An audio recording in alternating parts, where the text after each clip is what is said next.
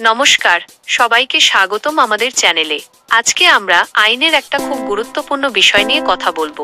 ভারতের যে আইনে সব ধরনের অপরাধ এবং তার শাস্তির কথা বলা আছে সেটাকেই বলা হয় ভারতীয় দণ্ডবিধি। আজকে আমরা এই আইনের কয়েকটা খুব গুরুত্বপূর্ণ ধারা নিয়ে আলোচনা করব। ধারা 302, খুন। ধরুন কেউ একজনকে ইচ্ছাকৃতভাবে হত্যা করেছে, এই কাজটাকে বলা হয় খুন। এই ধরনের ঘটনায় যে আইন প্রযোজ্য সেটাকে বলা হয় ধারা 302। এই ধরনের অপরাধের সাজা হতে পারে মৃত্যুদণ্ড বা যাবজ্জীবন কারাদণ্ড। ধারা 376, ধর্ষণ। কোনো মেয়ের ইচ্ছার বিরুদ্ধে তার সাথে জোর করে যৌন সম্পর্ক স্থাপন করা হলে সেটাকে ধর্ষণ বলে। এই অপরাধের সাজা অনেক কঠোর, কমপক্ষে 7 বছরের জেল হতে পারে। যদি ধর্ষণটি অনেক বেশি গুরুতর হয় তাহলে সাজা হতে পারে যাবজ্জীবন বা মৃত্যুদণ্ড। ধারা 420, জালিয়াতি। যদি কেউ কারো সাথে প্রতারণা করে এবং তার থেকে টাকা বা সম্পত্তি নিয়ে নেয় তাহলে সেটাকে জালিয়াতি বলে। এই ধরনের অপরাধের সাজা হতে পারে 7 বছর পর্যন্ত জেল। ধারা 498A, স্ত্রীর প্রতি নির্যাতন। কোনো স্বামী যদি তার স্ত্রীর সাথে মারধর বা মানসিক নির্যাতন করে তাহলে সেটাকে স্ত্রীর প্রতি নির্যাতন বলে। এই অপরাধের সাজা হতে পারে 3 বছর পর্যন্ত জেল। ধারা 307, খুনের চেষ্টা।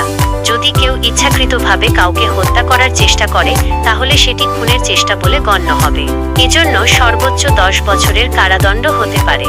যদি এই চেষ্টায় কাউকে গুরুতর আঘাত লাগে তাহলে যাবজ্জীবন কারাদণ্ড হতে পারে। ধারা 323, সাধারণ আঘাত। যদি কেউ ইচ্ছাকৃতভাবে কাউকে আঘাত করে তাহলে সেটি সাধারণ আঘাতের অপরাধ। এজন্য 1 বছর পর্যন্ত জেল বা জরিমানা অথবা উভয়ই হতে পারে। ধারা 494, দ্বিতীয় বিবাহ।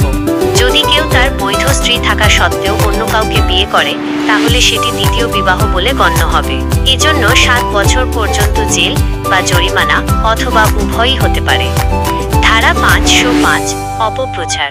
যদি কেউ মিথ্যা বা উস্কানিমূলক কথা বলে যার ফলে সমাজে বিভ্রান্তি বা বিদ্বেষ ছড়ায় তাহলে সেটি অপপ্রচার বলে গণ্য হবে। এজন্য 3 বছর পর্যন্ত জেল বা জরিমানা অথবা উভয়ই হতে পারে। ধারা 506, হুমকি। যদি কেউ কাউকে হত্যা করার বা অন্য কোনো ক্ষতি করার হুমকি দেয় তাহলে সেটি হুমকি বলে গণ্য হবে। হুমকির গুরুতরতার উপর নির্ভর করে 2 থেকে 7 বছর পর্যন্ত জেল হতে পারে। ধারা 509, নারীর সম্মানহানি। যদি কেউ কোনো নারীর সম্মানহানি করে বা তার শালীনতা ক্ষুণ্ণ করে তাহলে সেটি অপরাধ। এজন্য 3 বছর পর্যন্ত জেল বা জরিমানা অথবা উভয়ই হতে পারে। ধারা 379, চুরি। যদি কেউ অন্যের জিনিস চুরি করে তাহলে সেটি চুরি বলে গণ্য হবে। এজন্য 3 বছর পর্যন্ত জেল বা জরিমানা অথবা উভয়ই হতে পারে। ধারা 153, শত্রুতা বা ঘৃণা ছড়ানো। যদি কেউ ধর্ম, জাতি বা ভাষার ভিত্তিতে মানুষের মধ্যে বিভেদ সৃষ্টি করে তাহলে সেটি অপরাধ। এজন্য 3 বছর পর্যন্ত জেল বা জরিমানা অথবা উভয়ই হতে পারে।